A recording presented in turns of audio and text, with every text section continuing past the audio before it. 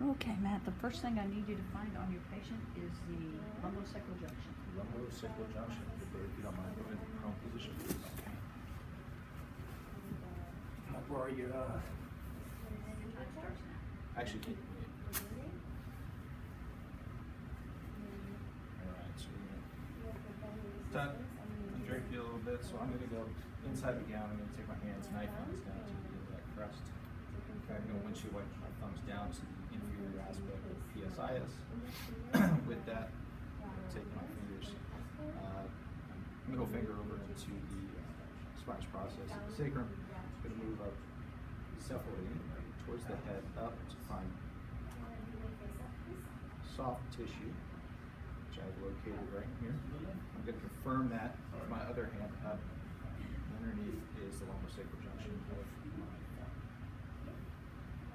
Okay, next, using a landmark, palpate the right transverse process of T4. Right transverse process of T4 Yes. with the landmark. Yes. Ready, if you don't mind, go ahead and go into the Sphinx position for me. Okay, and if you can go ahead and bring your head all the way down. Okay. So making sure I'm just going to adjust your head, pull it back. Okay, so underneath my sit is C7, so I'm going to count. Go ahead and lay down. I'm going to count down here. We said T4, correct? Right transverse process of T4. Okay, so there's 2, there's 3, and there's 4. Okay, so with that, I'm going to go up one spinous process up. I'm going to go out an inch. With that, I'm going to remove the soft tissue. I'm going to take my episternal notch and go directly across. I'm going to slightly palpate and feel the waggle underneath my finger, which is T4. I'm confirming T4. Okay, next, using a landmark, palpate the left articular process of C4. Left articulating process of C4. Yeah. Okay.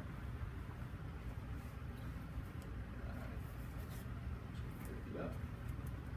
You said left, correct? Yes, left Ready, articular sit process up. of C4. And look that way. Sit that way, please.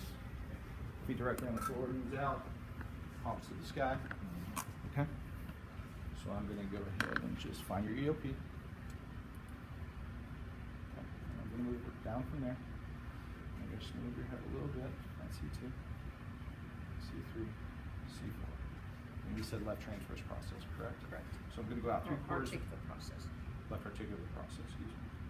So I'm going to go out 3/4 to an inch, 3/4 of an inch to an inch. I'm going to pull back the soft tissue, and then I'm going to slightly palpate anterior, posterior. Underneath my thumb is the left oscillator process of C4. Okay. Next, locate the left sternoclavicular joint. Left sternoclavicular joint. Okay. Okay, so we are in the same position here. We're going to stand behind. We're going to reach around with our medial hand. We're going to find the episternal notch, the jugular notch. We're going to put our SIF on the sternum or the mandibular. We're going to put our IF on the clavicle itself. We're going to support the arm here. We're going to move it up and down to confirm movement in the clavicle upon moving the arm. I can confirm underneath my IF is the clavicle and my SIF is on the mandibular. Okay. The last structure is the right navicular bone. The right navicular bone. Okay, if you don't mind, go ahead and lay down on your back, please. Okay. Relax this one down. We're going to put this one at 70 to 90 degrees. So we're going to grab the calcaneus with our lateral hand.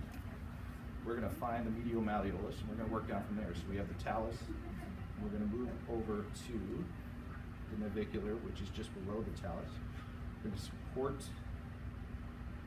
the ankle with that, and we're going to be able to move it back and forth, anterior, posterior, superior, inferior, or dorsiflex, plantarflex, excuse me. And underneath my thumb is the navicular, the left. All right. You gentlemen are done. Thank you so much. Left navicular. No, that's right. Okay, you said right navicular bone. I might have said left.